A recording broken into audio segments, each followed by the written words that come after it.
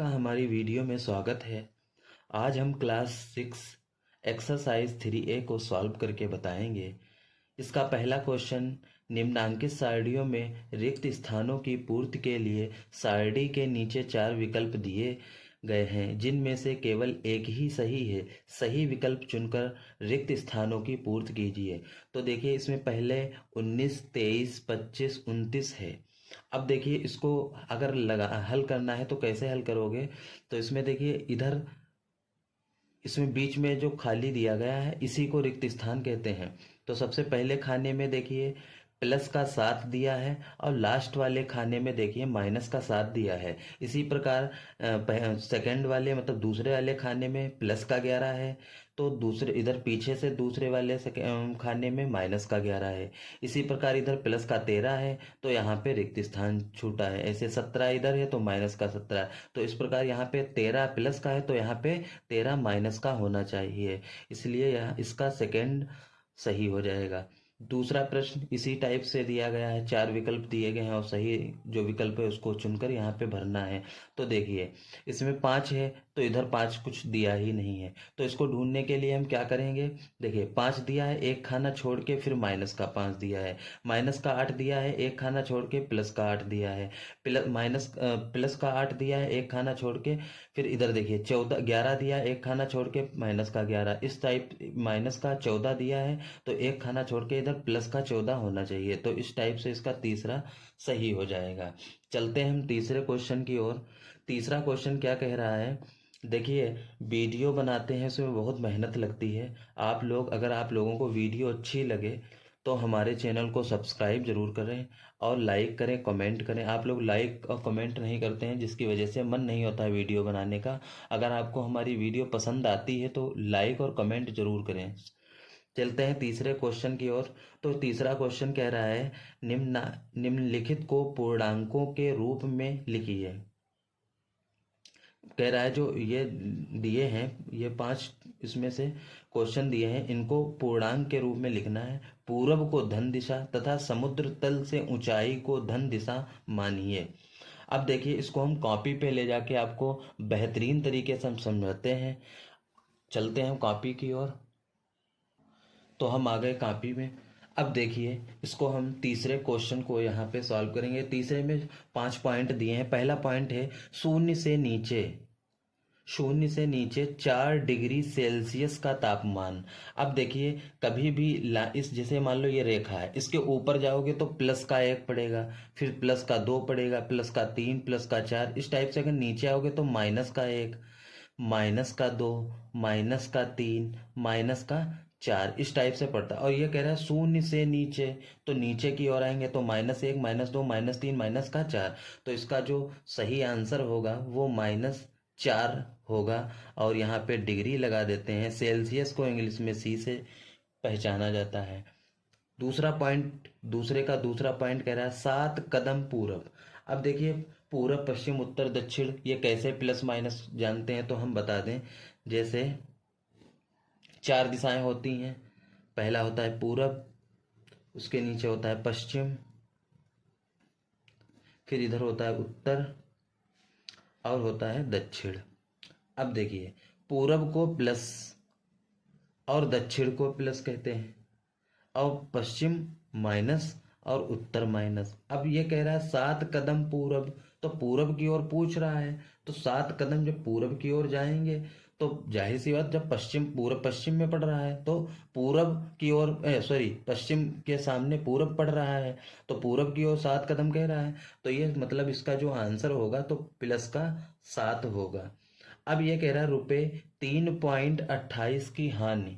3.28 की हानि कह रहा है, तो हानि को हमेशा माइनस में लिखा जाता है।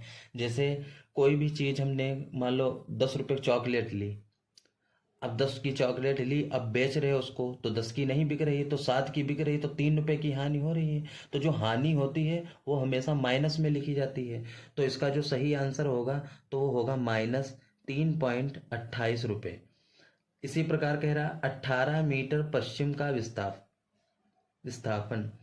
अब 18 मीटर पश्चिम का, तो पश्चिम देखिए, पश्चिम माइनस में है, तो इसका आंसर क्या हो जाएगा, -18। ऐसे इसी प्रकार 5वां पॉइंट इसका कह रहा है समुद्र तल से 1000 मीटर ऊंचाई, समुद्र तल से 1000 मीटर ऊंचाई। तो जब कभी ऊंचाई की ओर जाते हैं तो हमेशा प्लस की ओर, देखो ना यहाँ पास प्लस होता है और नीचे आओगे तो माइनस होगा, तो ये प्लस का 1000 हो जाएगा। चलते हैं दूसरे प्रश्न की ओर। दूसरा प्रश्न क्या कह रहा है हमारा?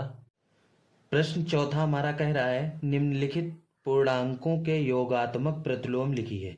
तो भैया देखिए, जब कभी कहीं भी किसी भी जगह योगात्मक प्रतिलोम लिखने कह दे तो कुछ नहीं, जो यहाँ पे दिया हो, जैसे प्लस का 9 दिया है तो इसका साइन चेंज हो जाएगा, माइनस का 9 हो जाएगा।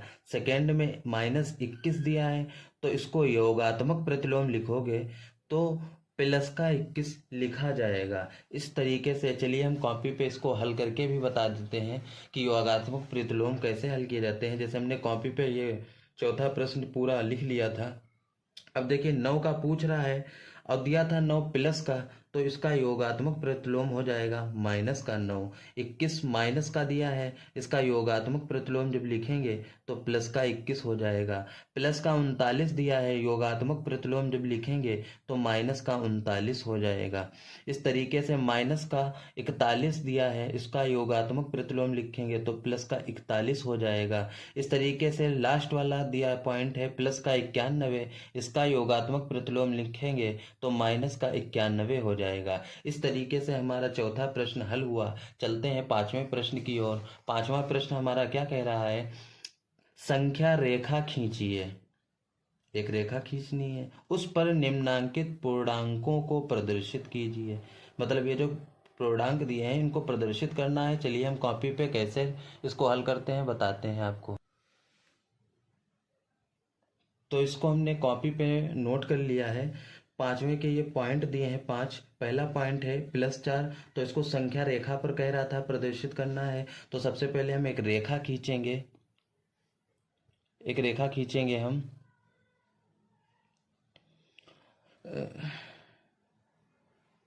ये हमने रेखा एक खींच ली। अब देखिए, अगर रेखा के दाहिनी साइड में अंक लिखोगे तो प्लस के लिखे जाएंगे और बाईं साइड लिखोगे तो माइनस के लिखे जाएंगे। तो हम इसको, क्योंकि प्लस कह रहा है तो बाईं साइड लिखेंगे, दाहिनी साइड लिखेंगे। तो हम लिखते हैं और 1 से 4 की ओर ले जाते हैं। तो सबसे पहले 0, फिर 0 के बाद शुरू होता है 1, फिर 2, फिर 3, फिर 4। तो देखिए 0, अब 0 से, अब कहोगे भैया 1 2 3 4 5 हो गए, तो नहीं, जहां से रेखा डाली जाती है वो नहीं गिना जाता, उसके आगे वाला अंक से गिनती गिनी जाती है। तो यहाँ 4 यहाँ पे आया है तो यहाँ तक हम मिला देंगे इसको लाके। इस टाइप से हमारा पांचवें का फर्स्ट वाला पॉइंट हल हो गया है। सेकेंड वाला पॉइंट कह रहा है -9। तो देखिए हमने क्या कहा था, जो प्लस की होती हैं वो दाहिनी साइड होती हैं और जो माइनस की होती हैं वो बाएं साइड होती हैं। तो देखिए पहले हम एक रेखा खींच लेते हैं, अब इसमें डालते हैं, क्योंकि ये -9 कह रहा है तो 0 से शुरू करेंगे। 0, फिर -1, फिर -2, फिर -3, -4, -5, -6, -7, -8, -9। देखिए यहाँ पे माइनस लिख दें तो आप लोग कंफ्यूज नहीं होंगे। उस साइड में जाने के लिए प्लस की लिखे जाएंगे। हमने पहले बता दी, दाहिनी साइड प्लस की होती है, बाईं साइड माइनस की होती है। अब कह रहा है 0 से 9, तो देखिए यहाँ 0 है, यहाँ से शुरुआत करते हैं, 9 यहाँ पे है, यहाँ पे लाके मिला देते हैं इसको। तो इधर इस साइड से इस साइड जा रहे हैं तो तीर लगा देंगे, इधर जा रहे हैं। इस टाइप से हमारा दूसरा पॉइंट हल हो गया। तीसरे पॉइंट में कह रहा है +7, तो प्लस तो इधर लाइन डाली जाएगी। तो हम पहले रेखा एक खींच लेते हैं। अब यहाँ से शुरू करते हैं, 0 1 2 प्लस का रहेगा ये 3 4 5 6 7। अब 0 से शुरुआत करेंगे, 7 पे मिला देंगे लाके, इधर जा रहे हैं तो तीर इधर को लगा देंगे। इस तरीके से यह तीसरा पॉइंट हल हो गया हमारा। अब चौथा पॉइंट कह रहा है -3, तो -3 जैसे हमने -9 के लिए ड्रा की थी लाइनें, अब -3 करेंगे तो हो जाएंगी हमारी इधर से 0, फिर -1, -2, -3। यहाँ से शुरुआत करेंगे, यहाँ लाके मिला देंगे, तीर लगा देंगे, इधर जा रहे हैं। इस तरीके से यह तीसरा पॉइंट हल हुआ। अब लास्ट वाला पॉइंट कह रहा है -6, तो हमने बताया था -6 इधर ही से होगा, बाईं साइड 0, -1, -2, -3, -4, -5, -6। यहाँ से शुरुआत करेंगे, यहाँ लाके मिला देंगे, तीर लगा देंगे, उधर जा रहे हैं। इस तरीके से हमारा 5वां क्वेश्चन हल हुआ है। चलते हैं छठे की ओर। छठा प्रश्न हमारा क्या कह रहा है? तो छठा प्रश्न हमारा कह रहा है, पूर्णांकों को ऊर्ध्वाधर संख्या रेखा पर भी दिखा सकते हैं, जिस पर ऊपर की दिशा को धनात्मक तथा नीचे की दिशा को ऋणात्मक। देखिए, धनात्मक प्लस और नीचे की दिशा ऋणात्मक मतलब माइनस। पार्श्व पार्श्वाकित संख्या, देखिए यहाँ पे प्रिंट मिस प्रिंट है, संख्या रेखा देखिए और निम्नांकित प्रश्नों के उत्तर दीजिए। देखिए यहाँ पे जो है दिया गया है चित्र, इसको देख देख के इसके सारे पॉइंट हल करने हैं। तो इसको चलो हम कॉपी पे आपको बेहतरीन तरीके से समझाते हैं। तो हमने छठा प्रश्न जो है कॉपी पे नोट कर लिया है, अब इसको हम बेहतरीन तरीके से समझाते हैं। अगर वीडियो आपको पसंद आ रही हो, समझ में आ रहा हो, तो हमारी वीडियो को लाइक करें, कमेंट करें, क्योंकि वीडियो बनाने में बहुत मेहनत लगती है, तब जाके एक एक्सरसाइज की वीडियो बन पाती है। तो इसमें छठे प्रश्न में पहला पॉइंट क्या कह रहा है? ए बिंदु +7 है, कौन सा बिंदु -7 है? देखिए ये चित्र दिया गया है, इसको देखकर इनके सारे पॉइंट हल करने हैं। तो देखिए बीच वाला 0 होता है, बीच वाले 0 होता है, इसके ऊपर जाओगे तो प्लस की संख्याएं प्राप्त होंगी, नीचे जाओगे तो माइनस की संख्याएं प्राप्त होंगी। ये आपको हमने पहले भी बता चुके हैं, पहले भी बताया है हमने। तो देखिए ये कह रहा है ए बिंदु +7 है। देखिए ए बिंदु +7 है, कौन सा बिंदु -7 होगा? तो जाहिर सी बात, प्लस का 7 इधर है तो माइनस का 7 नीचे होगा, तो 0 से नीचे गिन लेते हैं, -1, -2, -3, -4, -5, -6, -7। तो इसका मतलब इसका जो आंसर होगा वो होगा माइनस का, या ई बिंदु पूछ रहा है, सॉरी, तो ई बिंदु होगा। ई के सामने 7 माइनस पड़ रहा है तो ई बिंदु होगा। फिर कह रहा है बिंदु बी किस पूर्णांक को निरूपित करता है? जो बिंदु बी है, देखिए ये वाला बिंदु बी है, ये किस बिंदु को निरूपित करता है? अब देखिए उसमें निरूपित बताना है। देखिए जो ये बिंदु है, ये किस, क्या कह रहे हैं, बिंदु भी किस पूर्णांक को, मतलब किस संख्या को निरूपित कर रहा है? तो 0 के नीचे चलेंगे तो माइनस की पड़ेगी, तो -1, ये तो गिनी नहीं जाएगी, -1, -2, -3। तो बी जो है -3 को निरूपित कर रहा है। किसको कर रहा है? -3 को। ठीक भाई, बहुत प्यार से समझना है इस क्वेश्चन को, थोड़ा टफ है लेकिन समझोगे अगर तो बहुत आसानी से समझ जाओगे। अब चलते हैं इसके थर्ड पॉइंट पे, मतलब तीसरे पॉइंट पे। कह रहा है बिंदु बी का विपरीत बिंदु बताइए। अब देखिए जो बिंदु बी है, इसके विपरीत क्या पड़ेगा, कौन सा बिंदु पड़ेगा वो बताना है। तो 1, 2 तीसरे पे बी पड़ रहा है, तो उसके विपरीत ऊपर होगा, तो 1, 2, 3 मतलब सी पड़ रहा है। बहुत ही आसान है क्वेश्चन।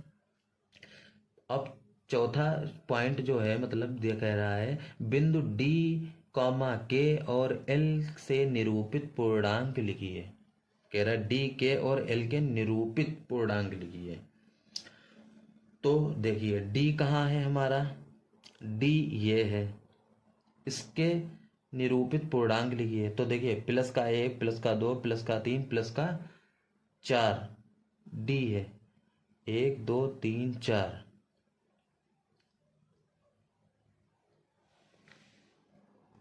तो देखिए 1 +2 +3 +4 +5, डी जो है वो 5 पे है, तो हम पहले 5 लिख लेते हैं, कॉमा लगा देते हैं। फिर क्या कह रहा है हमारा?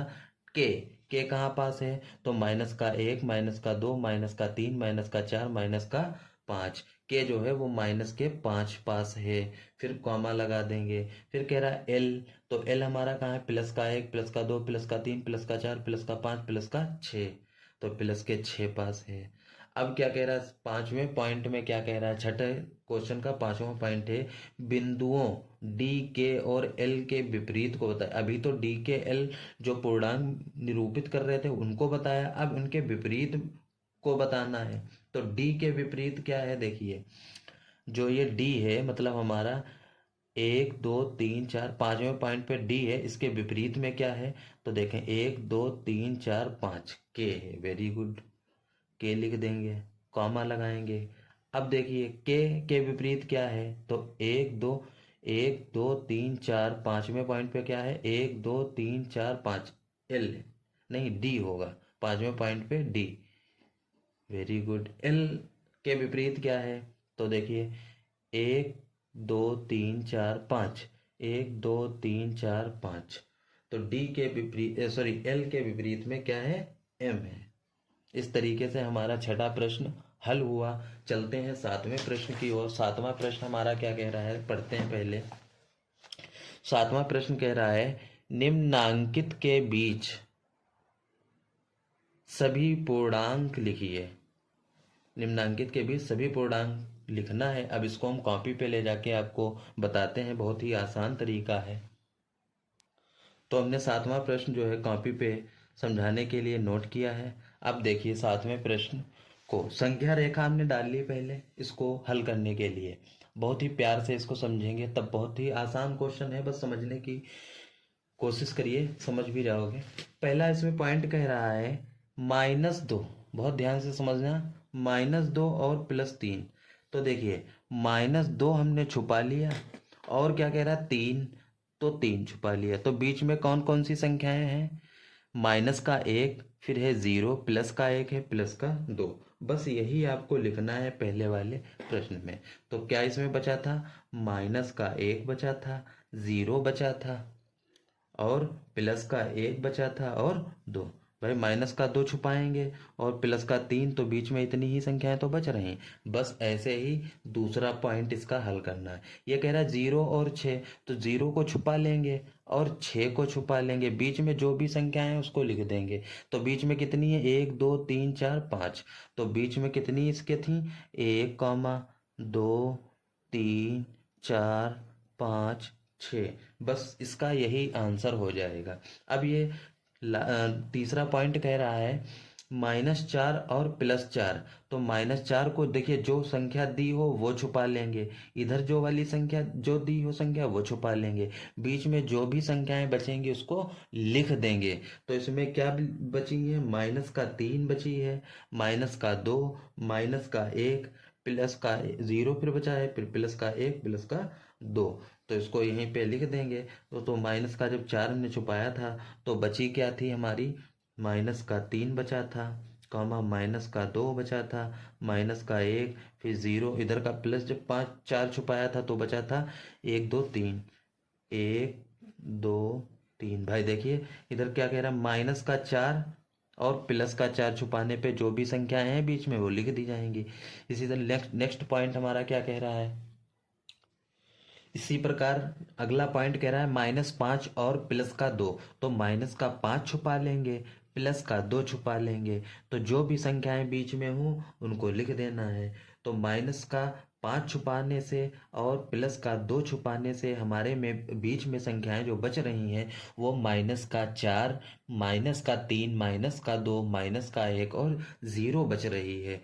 सॉरी यहाँ पे +2 तो +1 भी बचेगा, तो यहाँ पे लिख देंगे हम -4, -3, -2, -1 और 0 और +1 बचेगा। इतनी संख्याएं इसमें मिल रही, यही इसका आंसर होगा। अब कह रहा है अगले पॉइंट में, कह रहा है -3 और +5, -3 और +5 छुपाने से हमारे में क्या बच रहा है, देखिए -2, -1 और 0, 1 2 3 4 तक बच रही हैं, तो इसको हम लिख देंगे -2, -1, 0, 1 2 3 4। अब जो छुपाएंगे उसको नहीं लिखना है।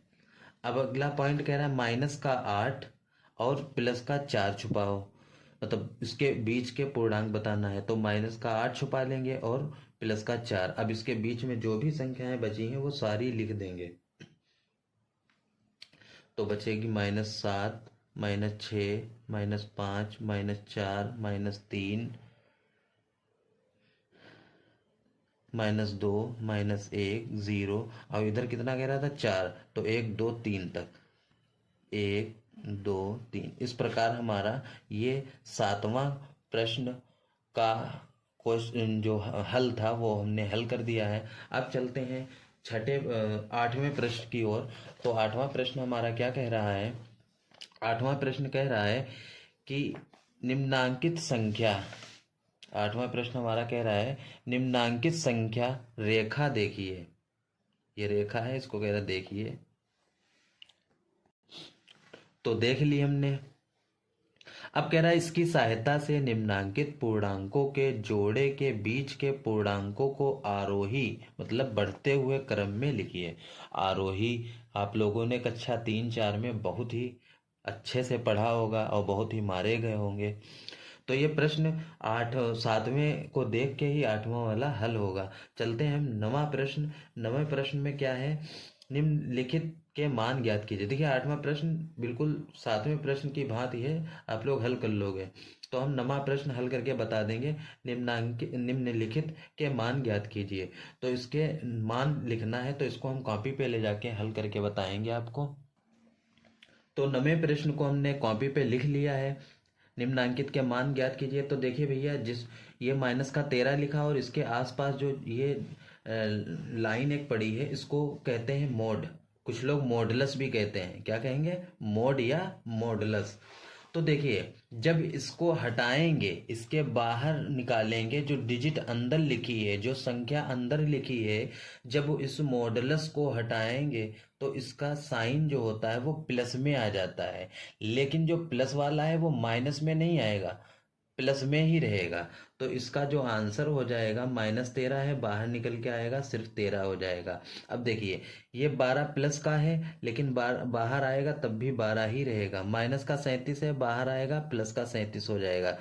शून्य तो शून्य, माइनस का 47 है, बाहर आएगा 47 हो जाएगा। 101 प्लस का है, बाहर आएगा 101 ही हो जाएगा। इस तरीके से ये हमारा 9वां प्रश्न हल हुआ। चलते हैं 10वें प्रश्न की ओर।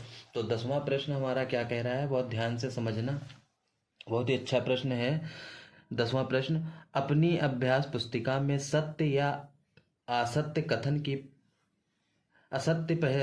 की पहचान कर लीजिए। देखिए, ट्रू और फॉल्स इसमें बताना है, क्या सही है क्या गलत है। तो इसको बताने से पहले हम छोटी सी बात कहेंगे। अगर आपको हमारी समझाई हुई एक्सरसाइज आपके दिमाग में फंस गई हो तो कृपया वीडियो को लाइक करें और सब्सक्राइब करें और कमेंट करें, ताकि हम आगे की वीडियो डाल सकें। क्योंकि आप लोग जो है पढ़ लेते हो और लाइक नहीं करते हो, तो इससे आगे की वीडियो बनाने में मन नहीं लगता है। इसलिए वीडियो को लाइक भी कर दिया करें और सब्सक्राइब कर लो। चलते हैं 10वें प्रश्न में। पहला इसका का वाला पहला प्रश्न मतलब पॉइंट कह रहा है सबसे छोटा पूर्णांक शून्य है। सबसे छोटा पूर्णांक शून्य है, तो सबसे छोटा पूर्णांक शून्य हो ही नहीं सकता, तो ये हो जाएगा असत्य। फिर लिखा है शून्य का विपरीत नहीं है। तो अभी जैसे हमने एक संख्या रेखा डाली थी, कॉपी पे ही डाली थी, लेकिन हम यहाँ बुक में ही बताया दे रहे हैं। देखिए, जैसे ये 0 है तो इसके ये क्या क्या कह रहा है? शून्य का विपरीत नहीं है। तो देखिए, शून्य का विपरीत है कोई? अगल बगल में कोई है? नहीं है। तो ये क्या हो जाएगा? सत्य हो जाएगा। ये सत्य हो जाएगा। फिर ये क्या कह रहा है? -17 बड़ा है या -5 छोटा हो जाएगा। तो देखिए, इधर ये -5 है, उधर चलोगे तो 6 आएगा, -7, -8, -9 वगैरह वगैरह आएंगे। तो इस प्रकार जो 17 है वो पहले -5 बड़ा हो जाएगा, 17 छोटा। तो ये जो कथन दिया गया है, मतलब जो ये लगाया गया है कि 17 को दिखाया गया 17 बड़ा है, तो ये नहीं, गलत हो जाएगा, असत्य हो जाएगा। फिर अगला पॉइंट हमारा कह रहा है एक धनात्मक पूर्णांक अपने योगात्मक प्रतिलोम से बड़ा होता है। बिल्कुल सही। जैसे +4 हो, जैसे हम कॉपी पे यहाँ पे बताते हैं, जैसे प्लस का 4 है, इसका योगात्मक प्रतिलोम लिखेंगे तो -4 हो जाएगा। तो ये तो पहले से ही बड़ा था, है ना। तो ये योगात्मक प्रतिलोम बड़ा होता है, तो ये सत्य हो जाएगा। फिर कह रहा है एक ऋणात्मक पूर्णांक अपने अपने योगात्मक प्रतिलोम से बड़ा होता है, तो ये गलत है, क्योंकि जो ऋण वाला होगा तो प्लस में हो जाएगा, तो ये गलत है। फिर कह रहा है शून्य एक पूर्णांक नहीं है। हाँ बिल्कुल सही, ये सत्य हो जाएगा, शून्य एक पूर्णांक नहीं है। फिर लास्ट वाला पॉइंट कह रहा है शून्य का योगात्मक प्रतिलोम शून्य ही है। बिल्कुल सही बात, इसका भाई प्रतिलोम करोगे तो शून्य ही तो रहेगा। तो इस प्रकार हमारी क्लास 6 की एक्सरसाइज 3A समाप्त हुई। अगर आपको वीडियो अच्छी लगी हो तो हमारी वीडियो को लाइक करें, सब्सक्राइब करें और शेयर करें। मिलते हैं अगली वीडियो में। तब तक के लिए धन्यवाद।